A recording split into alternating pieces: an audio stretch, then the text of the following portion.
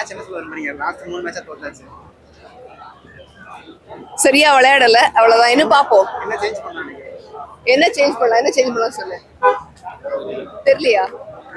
நாங்க அமெரிக்கால இருந்து வந்திருக்கோம் அந்த கன்றாவியை பாக்கிறதுக்காக. ஆமா. நீங்க மேட்ச் பத்தி என்ன இப்போ ஒரு ருத்ராஜ் வந்து ஓப்பனிங் இறங்கியிருந்தா நல்லா இருக்கும். அவர் எப்பவுமே ஒன் டவுன் ஆகிறாரு. ஒன் டவுன் அவருக்கு செட்டே ஆக மாட்டேங்குது. அவர் தொடர்ந்து ஓப்பனிங் ஆகாமல் ஒன் டவுன் ஆடிட்டு இருக்காரு.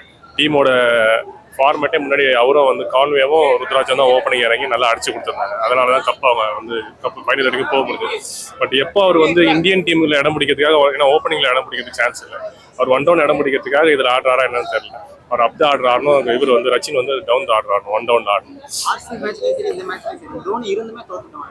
இல்லை, டோனி ஆக்சுவலாக அவர் எதுக்காக வச்சுக்கணும், நம்ம ஃபேன் ஃபாலோவிங்காக தான் அவர் டீமில் வச்சுக்கணும். அவர் வந்து கடைசியில் ஒரு 10 balls 20 balls ஆடுறதுக்காக மட்டும் தான் அவரால் முடியும். ஏன்னா அவருக்கு நீ ப்ராப்ளம் இருக்கு. ஸோ நீ ப்ராப்ளமால அவரால் லாங் இன்னிங்ஸ் ஆட முடியாது. இன்னைக்கு என்ன காரணம்னா, சீக்கிரமா 10 ஓவருக்கு முன்னாடியே எல்லா விக்கெட் விழுந்ததால தான் அவர் வர வேண்டிய சூழ்நிலை ஆகிப்போச்சு. பத்ததுக்கு ப்ரெஷர் வேறு, அவர் வரணுன்ற ப்ரெஷர். அதனால அவர் வர வேண்டிய சூழ்நிலை ஆகிப்போச்சு. வந்துமே அவரால் எதுவுமே பண்ண முடியல இன்னைக்கு மேட்ச்ல. ஸோ நெக்ஸ்ட் மேட்ச் தான் சொன்னேன். நான் என்ன சொன்னேன்னா, இப்போ இவரு கைகோட் வந்து ஓப்பனிங் ஆடணும். கைகோட் அண்ட் கான்வே அவர் சக்ஸஸ்ஃபுல் ஓப்பனிங் பேர். அவங்க 2 பேர் ஆடணும். ஒன் டவுன் ரச்சின் ரவீந்திரா ஆடணும். அது ஆடணும். இவங்க என்ன பண்ணாங்கன்னா வந்து பவர் பிளே யூஸ் பண்ணவே மாட்டேங்கிறாங்க. இது நான் ஆரம்பத்துலேருந்தே நடக்கிற விஷயம் தான். பவர் பிளே யூஸ் பண்ண மாட்டாங்க. ரெண்டாவது வந்து சேசிங்ல 180 தாண்டி ஜெயிச்சதே இல்லை. 2019 நம்ம சேசிங் ஜெயிக்கவே இல்லை. ஸோ 180+ வந்து நடுவில் வந்து தேவையில்லாம ரன் கொடுத்தாங்க. முகேஷ் சௌத்ரி எதுக்கு எடுத்தாங்கன்னு தெரியல டீம்ல. அவர் தேவையே இல்லை முகேஷ் சௌத்ரி. வேற யாராவது எடுத்து, ஏன்னா அவர் ஆல்ரெடி நமக்கு ரன் அதிகமாக கொடுத்துருக்காரு. திரும்பவும் அவரே எடுத்து மிஸ்டேக் பண்றாங்க. ஸோ வேற யாராவது வச்சு ட்ரை பண்ணிக்கலாம்ன்றதான் என்ன. கான்வே வந்தா ஜெயிக்கும் அப்படின்னு சொன்னாங்க. பட் கான்வே வந்தாரு, அவரும் அவுட் ஆயிட்டு போயிட்டாரு. கான்வே வந்தாலுமே 180+ வச்சா நம்ம சிஎஸ்கேல எப்படி ஜெயிக்க முடியும்? சென்னையில எப்படி ஜெயிக்க முடியும்? சென்னையில வாய்ப்பே இல்லை. 160 புரியுது. அது சேசிங் சொல்றாங்க. சேசிங்ல நம்மளால அடிக்க முடியாது. அதனால அது தொடர்ந்து அந்த ரெக்கார்டு இருந்துட்டே தான் இருக்கு. ஸோ கான்வே இதுக்கு ஃபர்ஸ்ட் மேட்ச் செட் ஆயிருக்கு. விஜய் சங்கருக்கு இப்போ செட் ஆயிருக்கும். ஸோ இனிமே மேற்பட்டு செட் ஆன டீம் வச்சு தான் ஆடணும். அதுக்கப்புறம் ஒரு நல்ல ஸ்டார்ட் கிடைச்சதுன்னா அதுல இருந்து எடுத்துட்டு போயிடுவாங்க. இது இன்னும் ஒரு 3 மேட்ச் தோக்கணும்னு நினைக்கிறேன். இன்னும் 3 மேட்ச் தோக்கலாம், ஒன்றும் பிரச்சனை இல்லை. ஒரே ஒரு பிரச்சனை, பேட்டிங் மட்டும்தான். பவுலிங்ல எல்லா டீமுமே 180க்கு மேலே தான் வரும், இல்லை 200க்கு மேலே தான் வரும். பவுலிங் மட்டும் இது பண்ணுறீங்க, ஒரு பிரச்சனை கிடையாது. பேட்டிங் தான். பேட்டிங் மட்டும் கிளியர் பண்ண இல்லை எல்லாமே நல்லா தான் ஆடுறாங்க. அவங்களால முடிஞ்சாலும் விளையாடுறாங்க. ஆக்ஷன்ல என்ன எடுத்தாங்களோ அதில் ஆடுறாங்க. அதுக்கு மேலே ஒன்றும் பண்ண முடியாது. ஆமா, இல்ல நீங்க எல்லாருமே அவுட் ஆயிட்டு கடைசியில தோனி வந்து எல்லாத்தையும் முடிக்கணும்னு எல்லாரும் நினைச்சிட்டு இருக்காங்க. அது நடக்க போறது இல்லை. எந்த டீமுக்கு யாருமே 7th ரவுண்ட்லாம் வந்து விளையாட போறது இல்லை. தோனி வந்து இதெல்லாம் தோனி தான் சிஎஸ்கே காப்பாற்றணும்னா மற்றவங்க எல்லாரும் தேவையில்லை இல்லையா? கண்டிப்பா நம்ம டீம் நம்ம தான் ஹோப் கொடுக்கணும். வேற ஒன்றும் இல்லை. நம்ம டீம் நம்ம தான் ஹோப் கொடுக்கணும். நம்ம தான் சப்போர்ட் பண்ணணும். ஹோப்ஸ் இருக்கு. பேட்டிங் தான். பவுலிங் நல்லா தான் போட்டாங்க. எதுக்குன்னா இப்போ உள்ள டீம்லாம் 280 அதுதான் போறாங்க. பவுலிங் நல்லா தான் போடுறாங்க. பேட்டிங் வந்து இம்ப்ரூவ் பண்ணணும். அந்த ஒரு லாங் கம்பேக்கே இல்லை. 2018 இருந்து 180 தாண்டே அந்த ரெக்கார்டு இன்னும் வச்சுக்கிட்டே இருக்காங்க. அதை சேஞ்ச் பண்ணணும். கொஞ்சம் பேட்டிங் எல்லாரும் கொஞ்சம் இன்டென்டோட ஆடணும். டெஸ்ட் மேட்ச் மேலே ஆடக்கூடாது. வந்து மென்டல் ஹெல்த்தை ரூயின் பண்ணிட்டானுங்க ப்ரோ. ஃபுட்பாலில் மேன் யுனைடெட் ஃபேனு, இப்போ கிரிக்கெட்லனா சென்னை ஃபேனுங்கிற லெவலுக்கு ஆக்கிட்டாங்க ப்ரோ. முடியல ப்ரோ இதுக்கு மேலாம் ப்ரோ. தலை வந்தார், ஏதாவது சொன்னா அப்புறம் என்ன போட்டு அடிப்பானுங்க. நான் அதுவும் சொல்லலை. தலை வந்துட்டாரு ப்ரோ. அதோட நிறுத்திக்கிறேன் நான். இதுக்கு மேலே மேட்ச் பார்த்த எல்லாருக்குமே தெரியும் என்ன நடந்ததுன்னு. ட்ராமா ப்ரோ இன்னைக்கு மேட்ச்சு. இல்ல நேத்து லாஸ்ட் மேட்ச் ஆர்சிபி கூட நடந்தது. அப்பயும் தலை இருந்தாரு, இப்பவும் தலை இருந்தாரு. நீங்க என்ன கோத்து இல்லைன்னு பாக்குறீங்க? அது சரி ப்ரோ. லாஸ்ட் டைம் வந்து என்ன காண்டில் சொன்னானுங்கன்னு தெரியல, அஸ்வினை இறக்கி விட்டு தலை இறங்கினாரு. இந்த தடவை இறங்கணும்னு இறங்கிட்டு சம்பவம் பண்ணிட்டாரு ப்ரோ. சிஎஸ்கே ஃபேன்ஸுக்கு தான் பயமாகுது. அவெல்லாம் அங்கே பாருங்க, ஃபோக்கஸ் வைங்க ப்ரோ. அவனுக்கு பயங்கரமான தோனி ஃபேன் ப்ரோ. என்னாச்சுன்னா தலை ஒரு 4 டாட் பால் ஆடிட்டாரு. ஆடினோடனே படையப்பா பிஜிஎம் போட்டோடனே அவனே டிஜே பார்த்து முறைக்கிறான் ப்ரோ. அந்த லெவலுக்கு ஆக்கிட்டானுங்க ப்ரோ. கொண்டு வந்தாங்க. கான்வே உள்ள இறக்குனாங்க. விஜய் சங்கர்லாம் வந்தாங்க. எப்பவுமே சிஎஸ்கே வந்து ஸ்குவாட் மாற்ற மாட்டாங்க, ஸ்டபனா ஆடுவாங்க. ஆனால் இதோ மாற்றிருக்காங்க. அதுவே ஒரு பெட்டர் சேஞ்ச் ப்ரோ. பொறுமையாக தான் ப்ரோ நம்ம க்ளோரி எக்ஸ்பெக்ட் பண்ண முடியும். உடனே நம்ம எதுவுமே இது பண்ண முடியாது ப்ரோ. என்ன ப்ராப்ளம்னே தெரியல ப்ரோ. ஸ்குவாட்ல மோட்டிவேஷன் லாக் பண்ற மாதிரி இருக்கும். ரொம்ப லேசியா இருக்க மாதிரி இருந்தது ப்ரோ. டிசி ஃபீல்டிங் சூப்பரா இருந்தது. உயிரை கொடுத்து பிடிச்சானுங்க ப்ரோ எல்லாரும் ப்ரோ. ஆமா, கேஎல் ராகுல் சூப்பரா ஆடினாரு. அதே மாதிரி விஜய் சங்கருமே ப்ரூவ் பண்ணிட்டாரு ப்ரோ. நாக் வந்து ஆனா எப்படி சொல்றது, எஃபெக்டிவா இல்லைனாலும் பட் நல்லா ஆடினாரு ப்ரோ. இவருமே விஜய் சங்கரும் நல்லா டெஸ்ட் மேட்ச் மாதிரி இருந்ததா? அது சரி, யார் தோனி இருந்ததுனால இப்போ என்னன்னா சில பேர் வந்து நேத்து மேட்ச்ல எம்ஏ மேட்ச் ஆமா bro.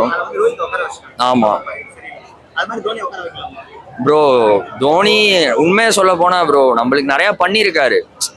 ஸோ ஹி டிசர்வ்ஸ் இட்னு தான் நினைக்கிறேன். ஆனால் சில டைம் விளையாடுறத பார்க்கும்போது கடுப்பாவது இல்லைன்னுலாம் சொல்ல. But he deserves it bro. ஒரு ஸ்பாட் இருக்கிறது அவர் ரிட்டையர் ஆகிற வரைக்கும் இருந்துட்டு போட்டோம் ப்ரோ. ஏன்னா நம்மளுக்கு நிறையா பண்ணியிருக்காரு. நம்ம we have to give it back in some way. So he deserves it bro. அதான் நம்ம கோட்டை அப்படின்னு சொல்லுவாங்க. ப்ரோ நடக்கிறது தான் ப்ரோ. எல்லா இடத்துலயும் அடி வாங்குவோம், திருப்பி கொடுப்போம். அதான ப்ரோ ஸ்போர்ட்ஸே. கண்டிப்பா திருப்பி கம்பேக் கொடுப்போம் ப்ரோ. தோனியால ஜெயிப்போம்னு நினைக்கிறேன். தோனி ஹெல்ப் பண்ணணும் கண்டிப்பா இந்த டிராஃபி அடிக்கிறதுக்கு. அடிச்சாருன்னா ரொம்ப சந்தோஷம். அதான் 2011 நடந்த மாதிரி திருப்பி ஒரு இது கொடுத்துடலாம் ப்ரோ. அவ்வளவுதான், பார்க்கலாம். அவ்வளவுதான். அப்படியே போகுமா இல்ல இப்படியே போயிருவோமான்னு நினைக்கிறோம். எல்லாருக்கும் பக்குன்னு இருக்குது.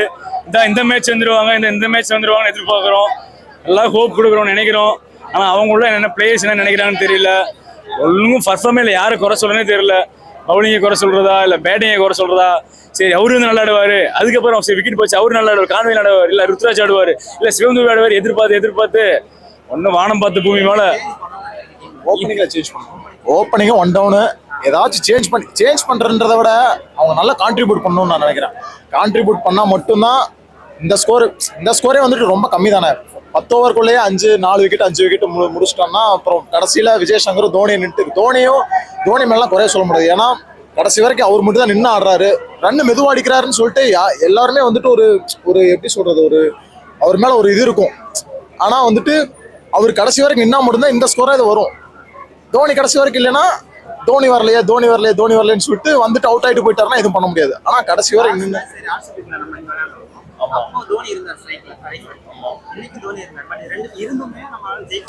இருந்துமே ஜெயிக்க முடியலன்னா இப்போ எப்படி ப்ரோ 20 பாலுக்கு 60 ரன் அடிக்கிற மாதிரி இருந்தா ரொம்ப ப்ரெஷர் ஆயிடும் ப்ரோ. தோனி யாருமே கடவுளே வந்தாலும் எதுவும் பண்ண முடியாது ப்ரோ.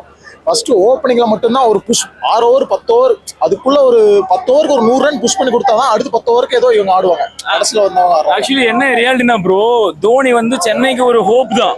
அந்த அவரு ஃபுல் அண்ட் ஃபுல்லா அவர் மேல பேர்டன் போட முடியாது. தோனி இருக்கிறாரு பார்த்து பாரு அப்படி அவர் ஒரு சென்னைக்கு ஒரு ஹோப். மத்த 8 பிளேயர்ஸ்க்கு மத்த 8 பேட்டர்ஸ்க்கு வந்து ஒரு ஹோப். தோனி இருக்கிறாருன்னு ஒரு ஹோப், ரசிகர்கள் ஒரு ஹோப்பு தான். ஆனா 43 ஏஜ் ஆயிடுச்சு. அவரு வந்து யங்ஸ்டர் கிடையாது. அவங்க அபிஷேக் சர்மாவோ இல்ல திலக் வர்மாவோ அப்படி கிடையாது. அவரு எல்லா மேட்சும் ஆடி முடிச்சு நம்ம ரசிகர் சென்னை பீப்புள்ஸ்க்காக ஆடுறாரு. அப்போ வந்து நீ அடின்னு சொல்லி ஏன் அடிக்கிற தோனி அப்படி பண்ண முடியாது. மற்ற பிளேயர்ஸ்க்கு என்ன ஒரு ஹோப், அந்த ஹோப்பை யூஸ் பண்ணி இவங்க நல்லா பர்ஃபார்ம் பண்ணணும். ஆனா இவங்க மற்ற யங்ஸ்டர்ஸ் எல்லாம் சூப்பரா விளையாட்டுருக்காங்க. இவங்க என்ன பண்றாங்க ஒண்ணுமே புரியல. எது டெவலப் பண்ணணும் அவங்களுக்கும் ஒன்றும் புரியல. ஓப்பனிங்கே மாத்தியாச்சு, கான்வேயும் எடுத்து வந்தாச்சு, கான்வேயும் நீ பர்ஃபார்ம் பண்ணல. இனிமே என்ன பண்ண போறாங்க? டீம்ல ஒரு டிஸ்கஷன் வேணும். ஒரு டீமா சேர்ந்து நல்லா ஒரு பர்ஃபார்ம் பண்ணணும். அவங்களுக்கு ரெஸ்பான்சிபிலிட்டியை அவங்க கரெக்டாக எடுத்துக்கணும். ஒன்று என்ன ஸ்டார்டிங் ஒழுங்கா இல்லையா, மிடில் ஆர்டர் ஒழுங்கா ஆடணும், மிடில் ஆர்டர் ஒழுங்கா இல்லையா, ஹிட்டர் ஒழுங்கா ஆடணும். எல்லாருமே நான் ஒரே மாதிரி தான் ஆடுவோம்னா அது டீமுக்கு ஒரு அழகே கிடையாது. பாருங்க டெல்லி டீம் பாருங்க எவ்வளவு டெவலப் பண்ணிட்டு இருக்காங்க. பஞ்சாப் டீம் பாருங்க எவ்வளவு டெவலப் பண்ணிட்டு இருக்காங்க. சின்ன டீம் தான் ஸ்கில்ஸ் டெவலப் பண்றாங்க. 18 வருஷமா தொட்டு தான் வந்துருக்காங்க. ஆனா இப்ப என்ன பண்றாங்க, டெவலப் பண்ணிருக்காங்க. நம்ம 5 கப் அடிச்சுட்டு பெருமெல்லாம் பேசக்கூடாது. 6வது கப் அடிக்கணும், அடுத்த கப் அடிச்சுட்டே இருக்கணும். அதுக்கு என்ன பண்ணும்? 5 கப் அடிச்சிட்டோம் அது மேட்டர் கிடையாது. 6வது கப் அடிப்பியா, அடுத்த கப் அடிப்பியா, 5 கப்லாம் மேல அடுத்து முடிஞ்ச தரம் பத்தி பேசக்கூடாது. அடுத்து என்ன இப்படிதான் போயிட்டு இருக்கணும். அதுதான் டெவலப். அப்பதான் டீம் இருக்கும். இப்படி எல்லாம் ஆடினாங்கன்னா ரசிகர் போயிடுவாங்க, டீம் போயிடும். வெறும் சிஎஸ்கே பிராண்டை மட்டும் வச்சு ஒண்ணுமே பண்ணவே முடியாது. 3 ஸ்பின்னர்னா 3 ஸ்பின்னருமே நல்ல ஸ்பின்னர் தான் ப்ரோ. யாருமே வேர்ல்டு கிளாஸ் ஸ்பின்னர் இவங்க. யாருமே யாரோ சும்மா ஒரு புது பையன் அப்படியே கிடையாது. இப்ப ஏதோ ஒரு யங்ஸ்டர் புதுசா அவன் வேணாப்பா அடுத்து ரொம்ப 3மே world class spinner, experience spinner. அங்க ஒருத்தர் அங்க கரெக்ட் இருக்காரு, 100 அங்க கரெக்ட் இருக்காரு. ஜடேஜா அஸ்வின் சொல்லவா வேணும். எவ்வளவு பெரிய ஸ்பின்னர்ஸ், நல்ல ஸ்பின்னர்ஸ். அவங்களாம் நல்லா தான் பண்ணிட்டு இருக்காங்க. மற்றபடி ஸ்பீட் பவுலரை மாத்திட்டே இருக்காங்க, ஒன்றும் கிடைக்க மாட்டேங்குது. மேபி உங்க ஸ்பின்னர்ஸ் தான் உங்களுக்கு குறையா இருக்கு. வந்துட்டு ரொம்ப அதிகமா ரன் கொடுத்தாரு, அது கொஞ்சம் ப்ராப்ளம் ஆயிடுச்சு. அவரு 50 ரனுக்கு மேல கொடுத்துட்டாருன்னு நினைக்கிறேன். ஸோ அது கொடுத்ததுனாலதான் ரொம்ப ஹெக்டிக் ஆயிடுச்சு சூப்பர் கிங்ஸ் டீமுக்கு. ஸோ அவங்க வந்துட்டு சீமை ஏதாச்சும் மாத்தலாம்னு ட்ரை பண்ணிட்டு இருக்காங்க. ஆனா யாருமே செட் ஆக மாட்டாங்க. ப்ரோ நல்லா தான் ப்ரோ ஆனா நெக்ஸ்ட் மேட்ச் கம்பேக் கொடுக்கலாம் ப்ரோ. ஆமா ப்ரோ, என்ன ப்ரோ பண்றது, எல்லாம் வயசானவங்களா இருக்காங்க. யங்ஸ்டர்ஸ் நெக்ஸ்ட் டைம் ஆக்ஷன்ல வந்து நல்ல பிளேஸா எடுப்பாங்க. அது ஜடேஜாவை எல்லாரும் பார்ப்பீங்களா நீங்க? ஜடேஜா வந்தாலே அவரை போங்கன்னுவாங்க. சரி இந்த மேட்ச் அவரும் எத்தனை மேட்ச் தான் ப்ரோ அடிச்சு கொடுப்பாரு? எல்லாருமே போடணும்ல, எல்லாருமே ஆடினா தானே டீம் ஜெயிக்கும். ஒருத்தரே எப்படி அடிக்க முடியும்? அவ்வளவுதான் ப்ரோ ஜெயிப்போம். ஆர்சிபி கூட ஆனந்த மேட்ச்ல வந்து அஸ்வினுக்கு அப்புறமா தோனி வந்தாரு. பட் இதுக்கு சீக்கிரமே வந்துட்டார்ல. பட் இருந்துமே அந்த சேஸ் பண்ண முடியல. அவ்வளவுதான் ப்ரோ. அவரு இதுக்கு முன்னாடிலாம் நிறைய பண்ணியிருக்காரு. நம்ம அவரை குத்த சொல்ல முடியாது. Legend bro, legend, always legend. அவ்வளவுதான். இம்பாக்ட் பிளேயர் தானே, அவரே ஆடுவாரா? அவரே எல்லாத்தையும் ஆடுங்க, நீங்களே ஆடுங்க. ரோஹித் இம்பாக்ட் பிளேயரா இறக்குனாங்க. ஸோ அது மாதிரி தோனி இறக்கலாமா? தோனி வந்து ரோஹித் இருக்காரு எம்ஐல வந்து இம்பாக்ட் பிளேயரா இறக்குனாங்க. அது மாதிரி ரோஹித் தோனி இறக்கலாமா? இல்ல ப்ரோ, தோனியை வந்து இம்பாக்டா எடுக்க முடியாது. நம்ம வந்து அந்த கேப்டன்சி, அந்த ஃபீல்ட் இதெல்லாம் இருக்குல்ல, கீப்பிங் செட்டப், அந்த இது